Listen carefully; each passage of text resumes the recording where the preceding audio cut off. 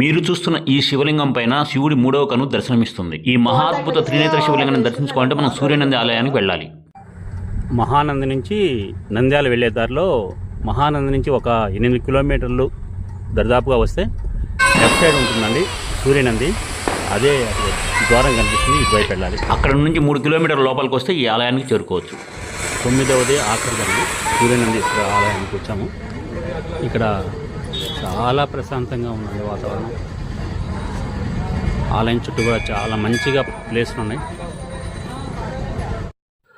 పూర్వం సూర్యుడు ఈ ప్రదేశంలో శివుని కోసం తపస్సు చేసి ఆయన ప్రత్యక్షంగానే ఆయన అనుమతి తీసుకొని ఇక్కడ శివలింగాన్ని ప్రతిష్ఠింపజేస్తాడు. అందుకని ఈ ఆలయానికి సూర్యనంది అనే పేరు వచ్చింది అనేది పురాణ గాథ. సంవత్సరంలో 3 నెలలు సూర్యకిరణాలు ఉదయాన్నే స్వామివారి పైన పడి వెళ్ళిపోతాయి. అంటే సూర్యుడు ఉదయించగానే మొదట ఈ శివలింగాన్ని స్పృశించి నమస్కరించుకొని వెళ్ళిపోతాడు. స్వామివారికి ఎదురుగా పెద్ద నందీశ్వరుడు, ఎడం వైపున వీరభద్రుడు, ప్రత్యేక